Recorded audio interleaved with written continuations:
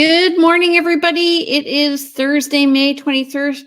I'm Jane Johnston with the Briar Hill Group at RE/MAX Camosun. Welcome to the Victoria Real Estate Show with... Hi, everybody. It's Andrew Plank with the Vibe Real Estate Group and LePage. And Jen Lowe, mortgage broker with DLC Modern Mortgage Group. How's it going, everybody? It's going. It's going. Good. Yeah. Is it raining? Is it sunny? Is it raining? Is it sunny? It's beautiful today. Yeah. I got people doing roofing for me today and over the last week. So they're picking and choosing their days over here for sure. I'm waiting to be invited over to your house, Andrew. Yeah, you're both invited. Let's do it. We'll host the next show and live and in person. So we had a long weekend, and last weekend you mentioned that you were listing a character home. How did that go? Character home reno or whatever you call it. It was a character conversion. So this is an older character home that's been converted to 4 suites and is strata. So it's condo, but not. I mean, So it was slow, but we had a really busy open house. So slow for showings, really good open house. Number of people came through the open house and just, you could tell they fell in love with it. We had 3 parties quite interested. 1 wrote an offer and we are under contract. Yay. That's a very American thing to say. We are under contract. Okay. Well, thank you. Well, I just say it fine. We usually say we have an accepted offer. Yeah, we can say that. I like to do things a little different. So I didn't realize it was an American way to say it. I don't know. I'm just I know, don't be sensitive. I'm not being picky. I'm just curious. Okay. So sensitive me. Well, oh, no. The mortgage rates.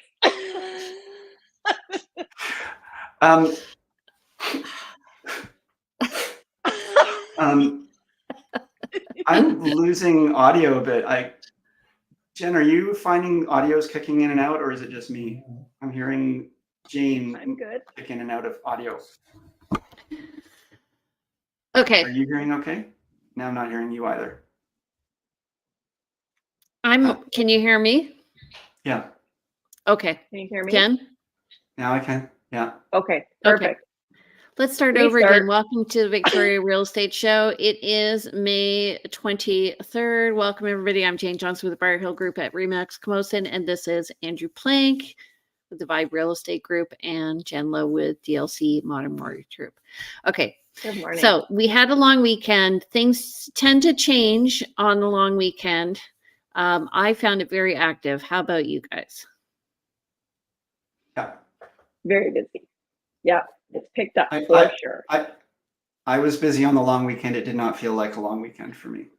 Did not feel like, I mean, we never have weekends anyway. Right. If anybody ever asked you, I want to become a realtor, say, do you want to have a life? Right. Yeah. Do you find that being a mortgage broker, Jen, or are you able to have a life? I do try and limit my weekends for family time as much as possible. But if there's, someone that's looking to make an offer, something like that, I'm always available, as you both know. Yes. I'll be available if needed. You are very available, but it's also understood when, if you don't get back right away to weekend, whatever, it's to be expected. Like, not to be expected, but it would be nice if things were close. Yeah, exactly. There's only so much you can do anyway. Okay, so let's talk about today's topic, which is what is a subject to sale offer? Because it has been very busy. I am curious to see, are you guys looking at subject to sale offers? I've got a client writing one today. I'm just curious when you use them and why. So, but first, you guys may know somebody who may be interested in this topic. Please ask them to subscribe to our channel. We'd love to hear what they have to say about this topic. So don't forget to Yeah. comment. Or share And, it with someone who is considering selling or is on the fence about selling and isn't sure what process to do around that. Yeah, exactly. Okay, so Andrew, you want to take off our brand new stats we have? Okay, so we're in this transition period between two different formats for the stats. As you can see, the real estate board has updated the way they look. I kind of like the old way better, but anyway. New listings. Okay, I'm not wearing my glasses. 332 new listings in the last week. 175 properties went pending. 136 price decreases, 8 price increases. Let's go down to 39 expireds and 5 withdrawn.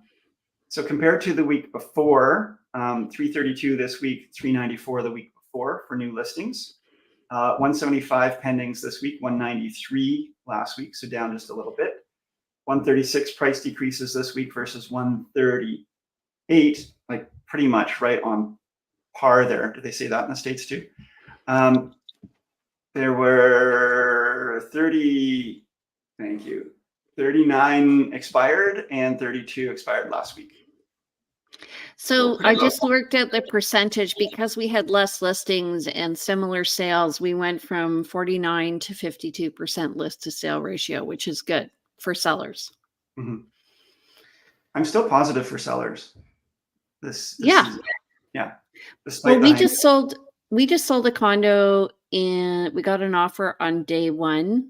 Actually, we've sold a couple of places where we priced it where we thought was the market value. We really did in-depth analysis and both sold in one day. So if you price it properly, they will come. Yeah, that is it's a hard one. I've dealt with some clients, not dealt with, but, I had some clients not too distant past where we sold their place in one day. And then they were, of course, questioning whether or not we priced it too low. I had agents calling me and saying, wow, you did really good in that building. You got a really good price for that unit. And yet, because it sold in one day, they were questioning whether or not they'd undersold it. Yeah. And so almost, at the 3-week mark, people get pretty desperate. But if it sells within the first week, there is that question. Yeah. If you're doing your job right and you're really tuned into the market and there's enough buyers out there to support it, then a property will sell in the first, couple of weeks. If you're off base or there's just not a large pool of buyers for the property, it will stick around. So it's important to know the difference between whether or not you're a problem with price or a problem with the pool of buyers. But as I've had some recent conversations with my team partner, it's always about price at the end of the day. Just like it's always about your mortgage payment. How much is this going to cost me? Yeah. And they look at it per month, right? What they can afford per month. Yeah. Okay. All right. So over the past week, we've had quite a busy week. 464 sales month to date as of Tuesday. And that's compared to 775 for the month of May in 2023, but we're up from 262 last week. So that's good. New listings for the month of May this year so far are 1,131, and that's lower than last year at 1,356. And active listings were at 3,272. That's, oh my God, that's high, very high. I actually looked at the BC stats, and the last time we were this high was in May of, early 2020, when we had a glut, when the market was just kind of rebounding after COVID. And remember, early 2020 was starting to pick up, but still slow. And I guess it was early 2020 would have been, I think, slow through the 90s. And then it was the early 2020s that things started to pick up. So the inventory had built up and up and up and up, but then it turned on a dime. Yeah. So people, whenever they ask me about pricing, I'm reverberating on somebody's, can you, maybe I need to turn down my volume. Anyway, I always say the one thing we learned from COVID is you don't choose the price until the day you list the property. Right? Mhm. Okay. Anyway. Okay, Jen, what's happening? Well, the inflation numbers came in for April, and they're 2.7%, which was to be expected. Nothing's really happened on the fixed rates. No changes there. But definitely with inflation being at 2.7%, I pulled up. Inflation peaked at 8.1% in June of 2022. So Wow. it has come down a lot, and it's time for rates to start coming down. Please.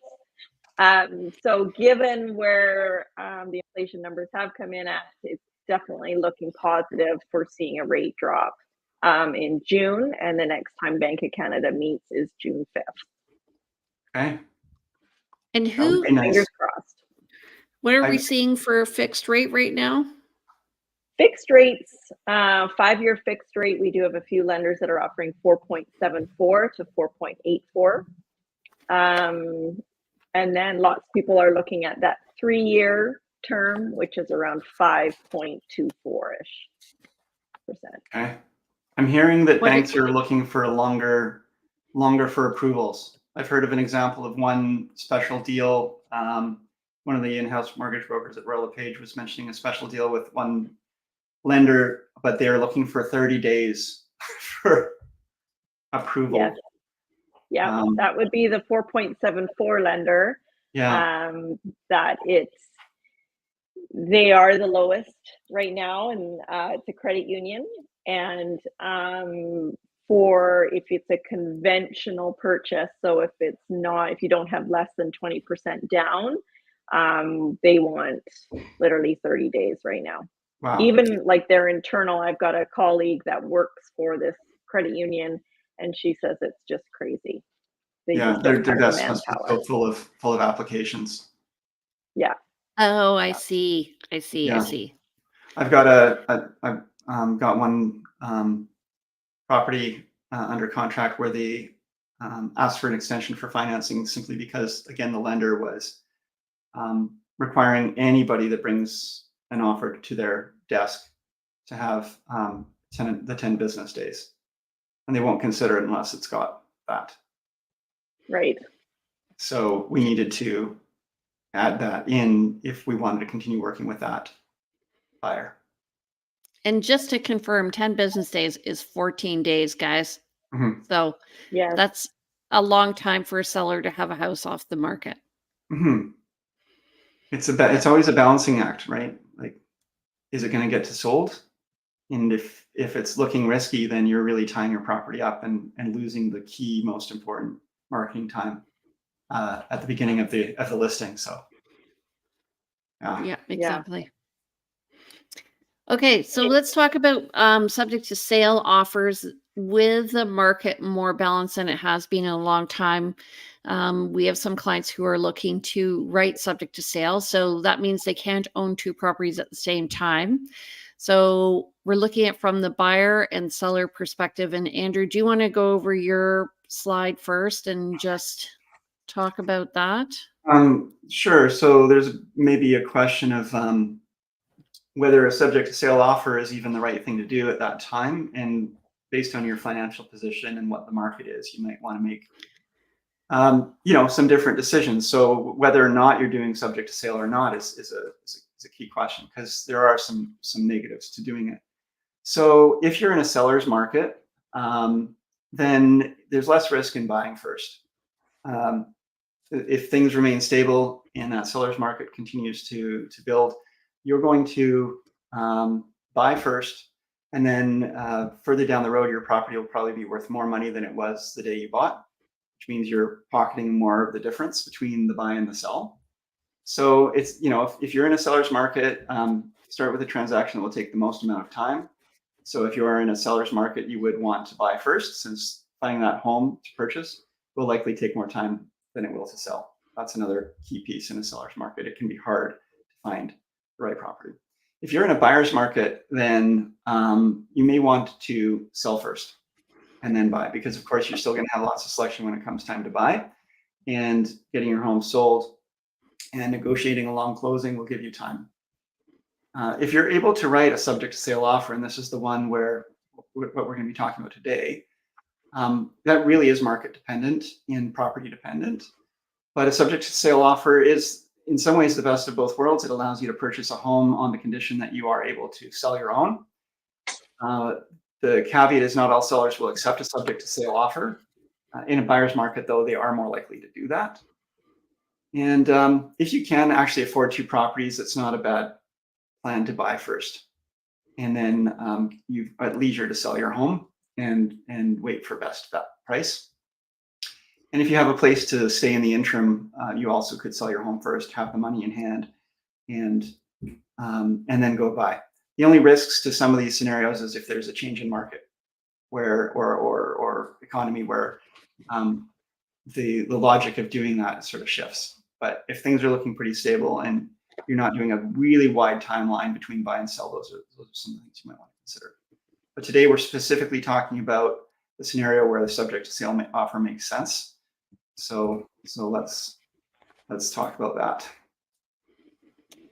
Okay, so the pro from a buyer perspective of doing a subject to sale is that you know the price that you'll be paying. The con is that when you go to list your property, you'll be more motivated to take less money for your home. So what I'm saying is the more higher you are motivated, the more likely you are to take less when you go to sell your home. I would change that word motivated as well, or add that word stressed. Yeah. Because it's really it's very stressful when you're under the gun to sell your home. So. Yeah. So it's interesting. I mean, I had a client who wrote a subject to sale offer earlier this year. And when we first listed their property, they were going out and looking at a ton of properties. And I was like, just hold on. And they were saying, well, I want to do the research and all this stuff. And then it ended up, they were kind of rolling along this roller coaster because they kept anticipating that their house would sell and then going and preemptively looking, and then it would fall, like nothing would happen. And this is just because we've been in an adjusting market. So one of the pro of a subject sale is knowing where you're going, but the con is that somebody else can bump your offer, which ended up happening. Mm-hmm. And then the other is when you write a subject to sale, so usually you write about 3 months out, and then you have the sale of your house happening about 6 weeks out. So you say, I'm going to sell my house in 6 weeks. I'm going to move in 3 months. So you have a deadline. And what that does is gives the buyer a lot of focus and exactly what you were saying is it also gives them a lot of stress. But you may not sell your house in time. So that's hard. Yeah, you've done all that work. And some people will only list their home when they find the right home for them. And so they're looking and looking and looking for that perfect home, their forever home, the home they fall in love with, but they can't afford it unless their home is sold. They make an offer subject to sale, tie up that property. But now they're behind the 8 ball because they don't have their actual home sold. So now they've got to scramble to get their home on market. The only reason they're listing to sell is to buy that one home. And then they get bumped. This is a time clause we're talking about, folks, and we'll get into the weeds on that soon. But they get bumped and they're not able to buy it. Or they have to make a decision of whether or not they remove the time clause and buy it anyway. And then that's the con. The last con Jane was going to mention was you may end up owning 2 homes. But if they choose, if that's just not palatable, too stressful, they're going to lose that home. They'll probably take their home back off the market, go back to square one. And then you just keep repeating that cycle. And it's not a really great cycle. Yeah. Sometimes you just got to trust in the process and get your house on the market. And at the same time, so you have your foot on the gas and the other one on the brake, and you're like trying to get it going. Whoop, let's go. Yeah. Jen? Yeah, Jen? I find with selling clients that sell first, it's just a smoother transaction. They know the exact amount of money that they have to put down. It's definitely less stressful, I find. Absolutely. Yeah. Yeah. Yeah. Oh, we have more. Uh, From the seller's perspective. Okay. Yeah. I'll So take this from one. this front part, go ahead. Okay. So from the seller's perspective, pros are you will more likely receive close to your asking price. You will have a closing date that you've chosen. You will have a deadline in which to sell your home. So you have some focus. So this is from the seller perspective, that is the person selling. Wait a sec, from the seller's perspective. Yep. So when you're Trying to understand the deadline in which to sell your home. so like in weeks that your house will be sold if the buyer gets their property sold. But however, you're dependent on third party buying your buyer's property. So you're creating a bit of a daisy chain. Right. So you have a deadline of 6 weeks. Everybody's expecting things to go through. You start making plans, which are good. And in a fast market, it's great, but it really is kind of a non-offer because you're dependent on this third party Right. to purchase the buyer of your property's home. You're also less likely to get showings because people do say now, I'd like to show your property if you have no offers on it. Yeah. And not as much as let's talk about before we get into this, let's talk about that time clause, subject to sale clause, because that's kind of pivotal in how what we're talking about, where another buyer could come in and buy this home, and some people may not understand that.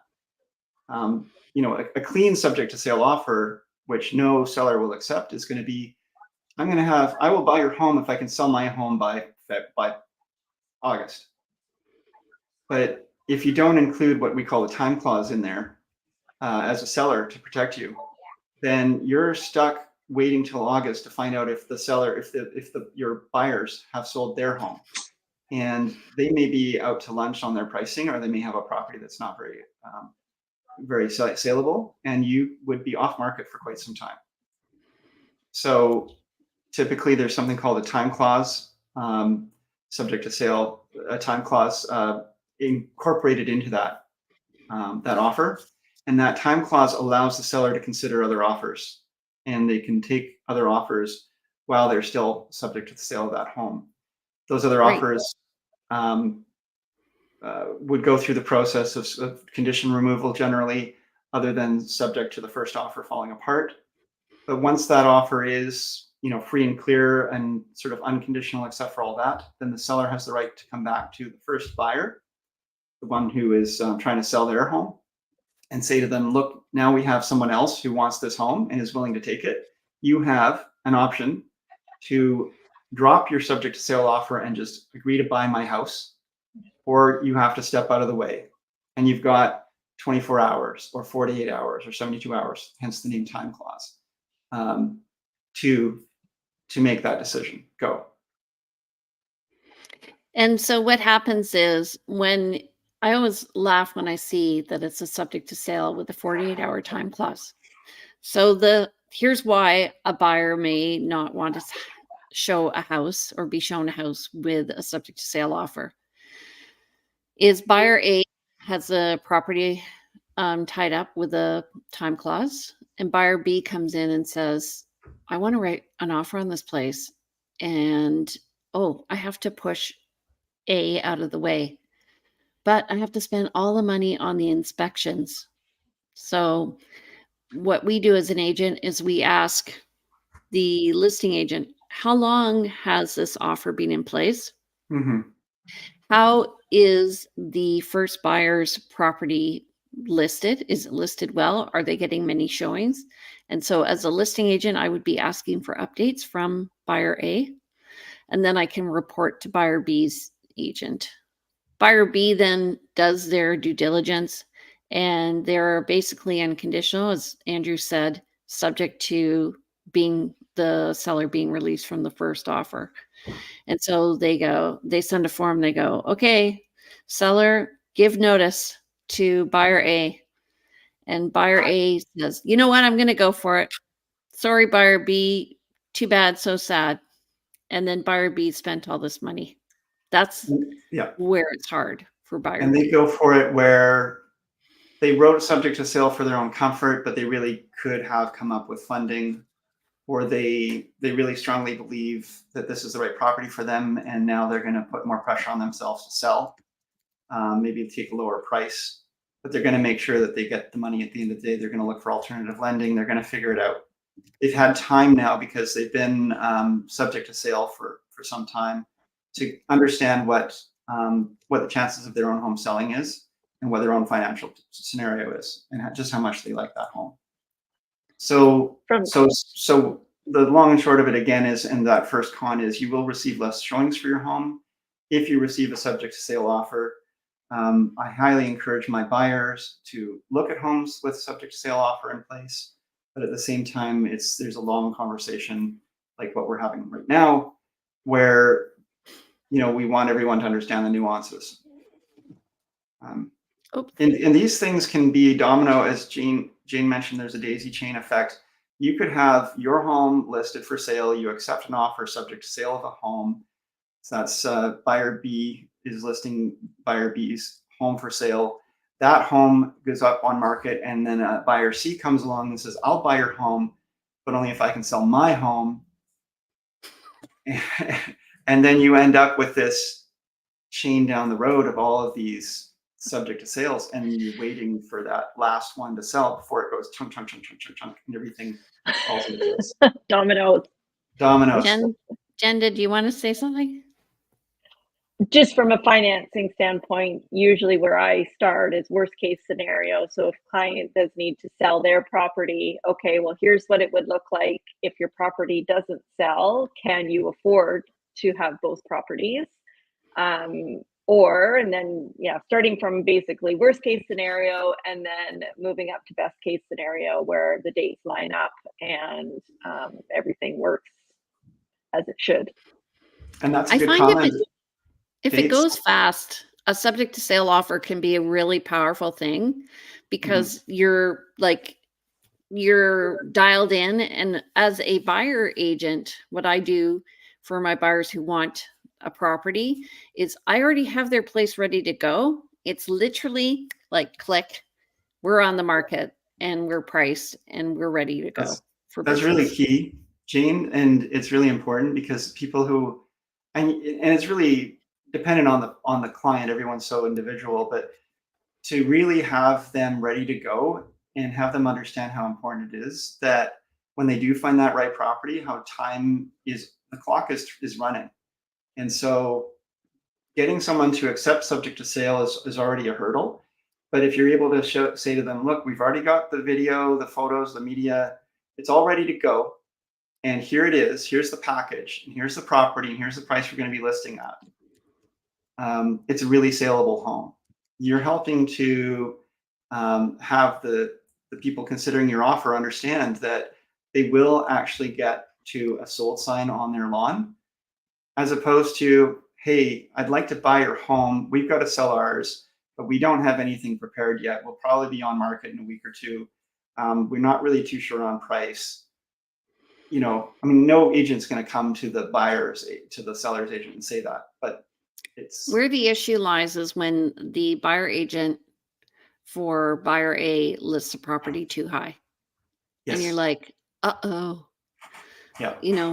And they're optimistic in a market. Like this happened in one of my properties where we had a condo listed too high, and then the rules changed, and it was like, oh my God. And the person wasn't agile enough to change the price of the condo, and so they just missed the markets, and then they chase the market down. It can be really painful, but there is a time and a place for everything. It all depends on how aggressive you are, I guess. I think I use an analogy, and going a little off track here, but when we are listing a home for sale or looking to buy a home, any of these things, we have a project in mind, we have a destination in mind. It's kind of like a transatlantic flight.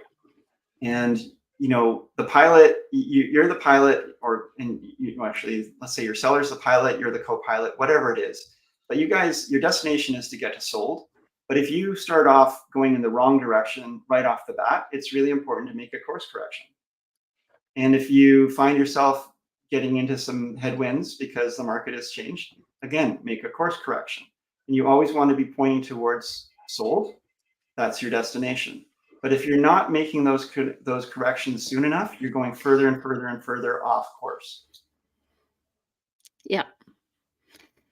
So that being said, we accepted a subject to sale offer on one of our listings, and I went over and talked with the agent about, and that was one of the sort of terms of the seller, that I go over there and actually see the place and what it's being listed at, whether or not we accept it. So that can be a key to keeping things on track.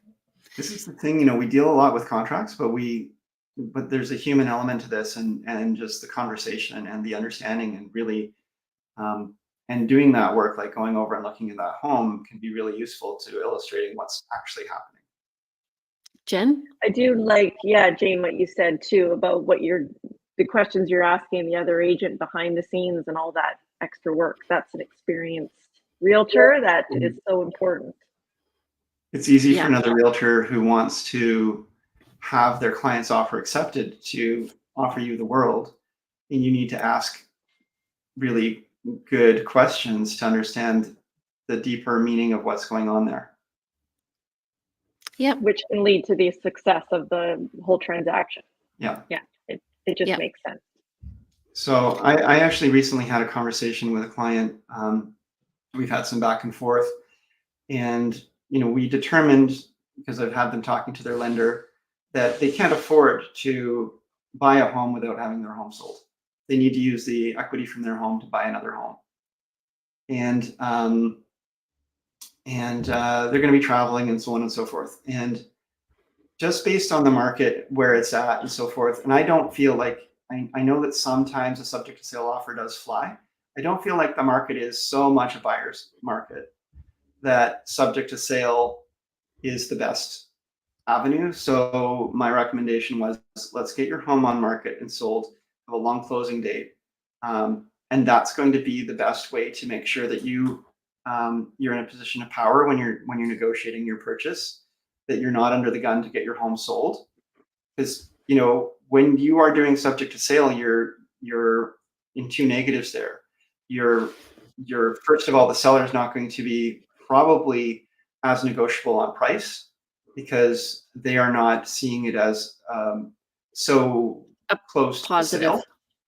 And then secondly, once your home is on market, you're under the gun to get your home sold, so you're under more pressure to get it sold, so you're probably going to be more soft on price. Yeah. So I find that the better in the market, I think, as it is right now, I think we're still, unless, except for some special cases, best to do not subject to sale. But that really, really depends, folks. If you're going to sell your home first, if you want to make sure that there's enough inventory out there of properties you would consider purchasing after your home is sold. If you're just waiting for that one of, then the subject to sale is probably the better way to do it.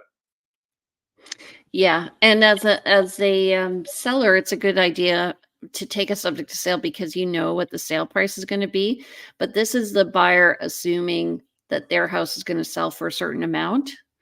And so if they don't get that amount, that's when the transaction can fall apart as well. So you have to be really careful about how you're pricing your home. I've seen this successful in a couple of scenarios, and this has happened a couple of times in my career, where we have made an offer subject to sale and negotiated a price, and that property has been on. We've been waiting to get our client's property sold, and then an offer comes in that is lower than they had anticipated and lower than they had calculated on working for them. The only way to make that work would be if the purchase price on their purchase was lower. So there's nothing wrong, folks. It's not great for the seller to experience, but there's nothing wrong with going back to that first seller and saying, hey, look, we're considering an offer. would you consider an alteration in the price if we were to work with this offer? And and then sometimes you can get it because the tide rises and lowers all boats. And if the market has come down since you made your offer initially, the seller is going to be aware of that as well, and they may realize that if you're not the end buyer for this, they're going to be getting actual less money, even if they drop their price. It'll still be less money for them. Yeah, and another secret is, as a listing agent, you can lower the price of your listing as you have the subject to sale. So you can negotiate other offers as a backup. You're still encouraging them. And as a listing agent, if the accepted offer for the backup is lower than what your current listing is, you can reduce the price to that. Like, there's lots of sort of tricks of the trade. I don't usually do that, but I have seen it done. I find it, and that's the other side of it too, from a subject to sale offer perspective. When you're making an offer as a buyer with a home that you have to sell, subject to sale on another home, obviously you want to pay as little as possible. But the problem with paying as little as possible is you get a good deal on that. The seller will reduce their price to entice other buyers to come in. You're going to get your offer bumped. If you're offering enough of a gap between the actual value of that home or what a regular buyer might pay for it, then any other buyer coming in to negotiate on that to bump you may have to pay a premium as well in order to get that acceptance. So you want enough of an incentive for the seller to not want to work with other buyers. Yeah, which is why you have to offer consideration to the seller, which means close to asking price if it's subject to sale. You're paying a premium to purchase this property rather than getting your home sold and then coming back. It can cost you money either way. Yeah. Okay, let's talk about our listings here. What do we have? Anything new and exciting coming up, Andrew? Nothing on the radar right now. Josh is listing a little bachelor. Looks like Josh is going to be listing a little bachelor heritage conversion in Esquimalt. I don't know all the details. It looks like it'll be sub 400,000.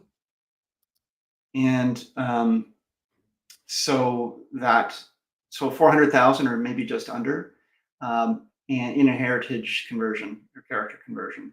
So can get more details if anyone has interest. I think that was just getting signed up in the next day or two. Okay, well, we have good news. We just sold Holly Place up in Ladysmith. We got full ask for that. And we just sold a condo on Fiskard, which was what he paid for it a couple of years ago. And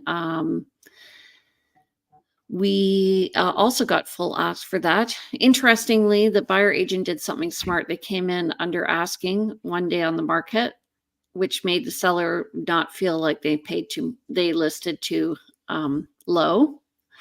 And what else? I can backfire, but it is true. You offer full price first day on market, and the seller is going, "Oh, maybe I underpriced." Yeah. We also have just reduced the price and relisted Walfred 989 Walfred. We're now at 754. That's a 3-bedroom, 3-bath townhome, sort of half duplex at Walfred and Happy Valley Roads, within walking distance to Happy Valley Elementary, which I think is a great community. And we just reduced the price of our listing at 3822 Trailhead. That's in Jordan River.